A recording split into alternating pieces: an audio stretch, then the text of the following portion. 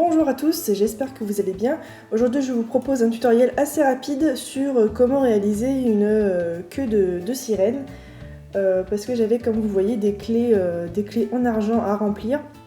Donc j'ai décidé de faire d'abord un petit dégradé, donc comme je vous le montre, c'est de la cernite shiny, je ne me rappelle plus du nom des couleurs mais c'est pas grave.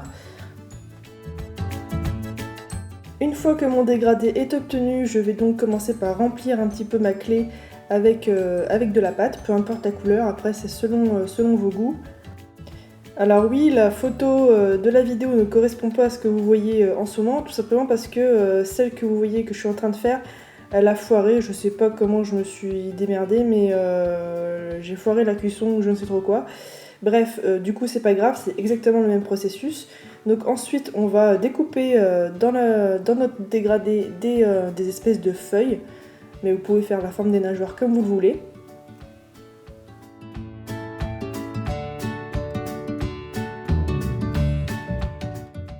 Je passe ensuite à la texture de mes nageoires. Donc pour ça je prends un morceau de mousse. Si vous n'en avez pas, ça va être un petit peu plus compliqué et plus long, mais c'est pas grave, on peut faire sans aussi. Donc je pose dessus, comme vous l'avez vu, un petit peu de fimo liquide. Je suis désolée, là je suis hors champ.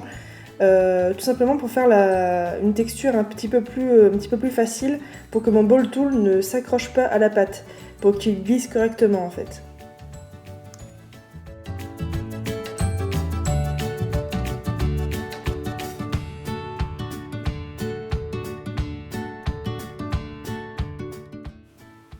Avec mon outil, je vais donc lisser un petit peu les bords, essayer de faire de la texture et du mouvement avec mon bourron.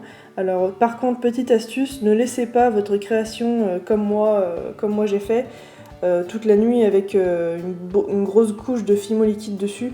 La fimo liquide a tendance à blanchir quand elle reste en contact avec l'air libre et qu'elle n'est pas cuite.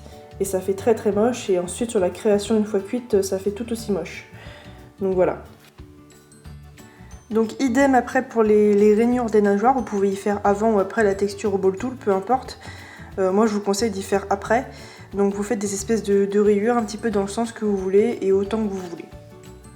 Ensuite donc on passe à l'assemblage de tout ça, tout simplement en fixant bien les bouts des nageoires sur la clé.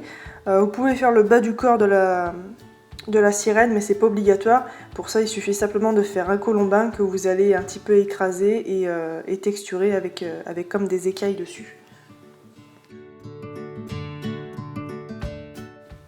On n'oublie pas de bien texturer le tout pour qu'il y ait un maximum de volume et du mouvement. Pour ça je vous conseille tout simplement de pincer un petit peu les bords des nageoires et ce sera parfait. Voilà, j'espère que cette petite vidéo vous aura plu. Donc c'était vraiment très simple et très rapide. Donc j'ai fait ici une variante avec des perles en vert et un petit charme au bout en sautoir, en bleu, pour remplacer donc celui qui a foiré évidemment. Et j'en ai fait une autre ici en drapé, donc pas la même technique. Mais pour avoir un drapé, il suffit tout simplement de faire un dégradé comme je vous ai montré et de faire un accordéon avec l'un des côtés du dégradé. Et ensuite vous aurez donc cet effet là. Donc si ça vous intéresse, ces deux colliers sont sur ma boutique Etsy, le lien est en barre d'infos. Sinon moi je vous dis à la semaine prochaine pour un autre tutoriel. Ciao!